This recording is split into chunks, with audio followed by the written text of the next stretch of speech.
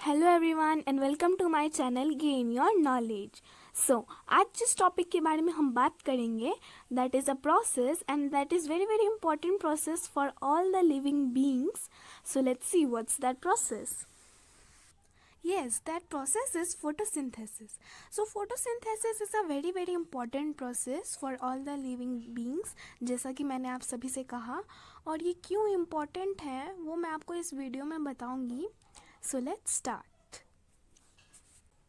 Photosynthesis, ये जो word है ये वर्ड दो वर्ड से मिलकर बना है. First is photo and second is synthesis. So photo मतलब लाइट. लाइट यहाँ पे हम बोल रहे हैं सनलाइट को. And synthesis means to prepare. क्या प्रिपेयर करना? फूड को प्रिपेयर करना. So photo means light and synthesis means to prepare. So photosynthesis is the process in which plant prepare their food. So photosynthesis एक ऐसा process है जिसमें plant अपना खाना बनाते हैं. तो substance needed for photosynthesis. photosynthesis होने के लिए जो substance चाहिए that are as follows. First is sunlight, second is carbon dioxide, third is water, fourth is mineral and fifth is chlorophyll. So photosynthesis के लिए 5 सब्सटेंस चाहिए: sunlight, carbon dioxide, water, mineral and chlorophyll. So let's move ahead. Plants are autotroph. Autotroph means, auto means self and troph means nourishment. So plants are autotroph. हम nourish कब होते हैं? जब हम खाना खाते हैं. Means plants are the example of autotroph, यानी वो खुद से अपना नरिशमेंट करते हैं, यानी खुद से अपना खाना बनाते हैं.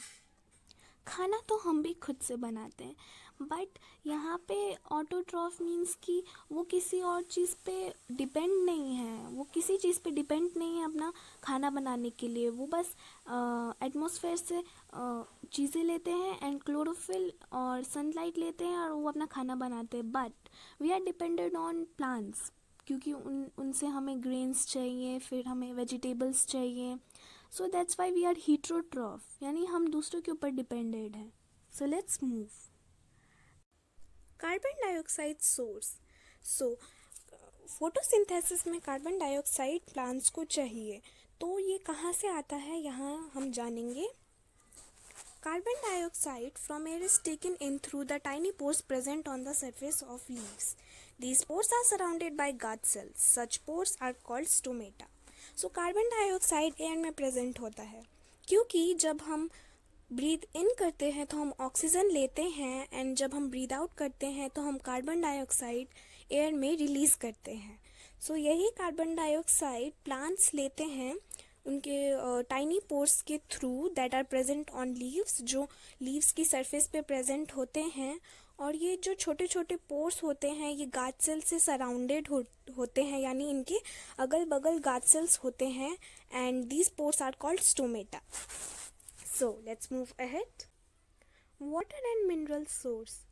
सो फोटोसिंथेसिस में वाटर एंड मिनरल भी चाहिए, तो ये कहाँ से आते हैं ये हम यहाँ पे जानेंगे. Water and mineral are present in the soil and are observed by roots. The roots have root hairs. The root hair increase the surface area of the root for the absorption of water, mineral, nutrient dissolved in water. The root hair is in contact with the water present between the soil particle. So water और mineral जो होते हैं वो soil में present होते हैं और वो roots के through observe होते हैं.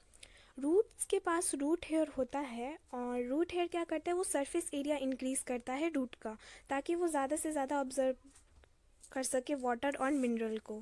मिनरल्स जो होते हैं वो वाटर में डिज़ोल्व होकर लीफ तक जाते हैं, वो डायरेक्ट नहीं जा सकते.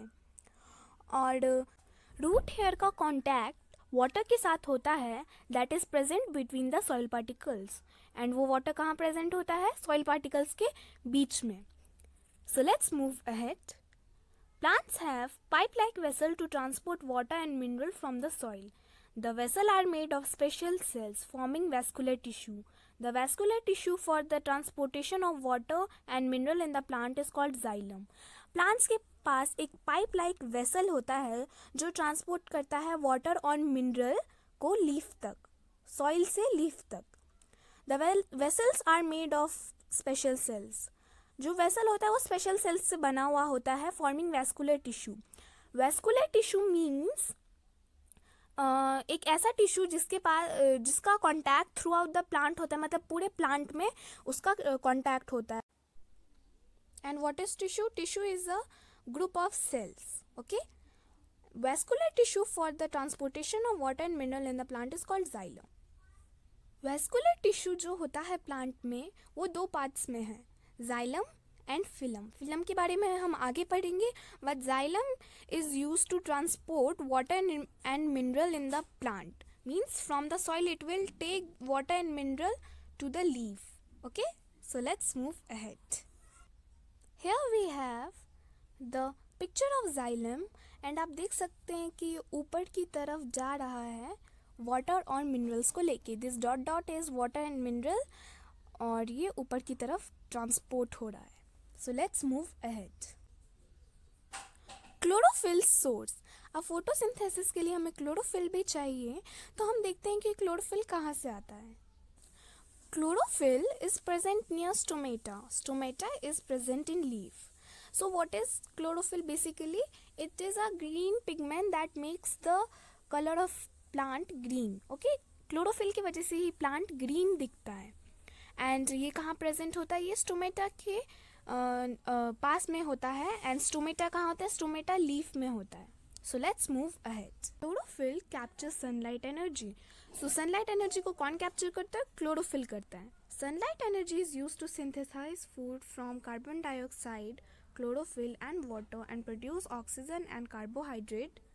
Okay, so sunlight energy को use करते हैं plants to prepare their food from carbon dioxide, chlorophyll, water, mineral and they produce oxygen and carbohydrate.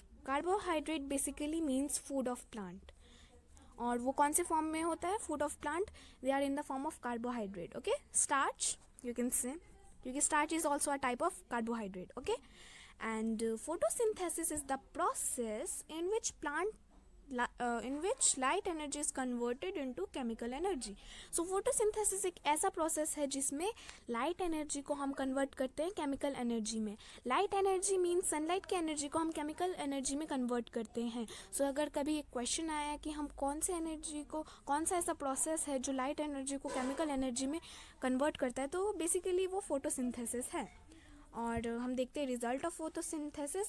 Photosynthesis का रिजल्ट क्या होता है? कार्बोहाइड्रेट्स यानी food of plant is produce after process. Oxygen is released in atmosphere during process.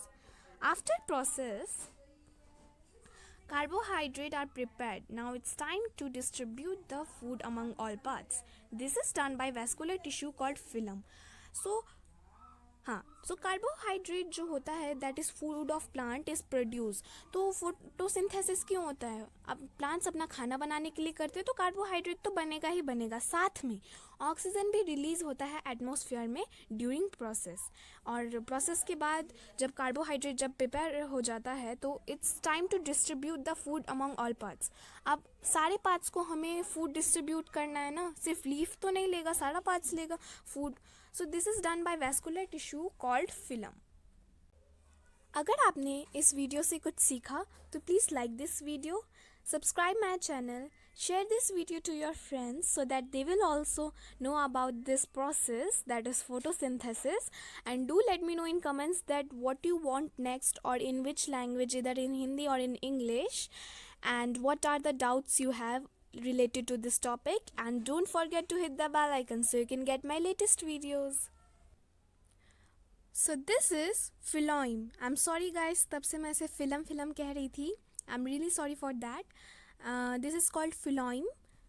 Okay, so this is phloem. और इस पे यहाँ पे आप देख सकते हैं कि फूड जो है वो नीचे जा रहा है एज वेल एज ऊपर भी जा रहा है, क्योंकि लीफ से ऊपर भी बहुत सारे पार्ट्स है तो वहाँ पे भी फूड को ट्रांसफ़र करना है और नीचे रूट्स तक भी फूड को लाना है. दैट्स वाई यहाँ पे दोनों तरफ के लिए एरो है.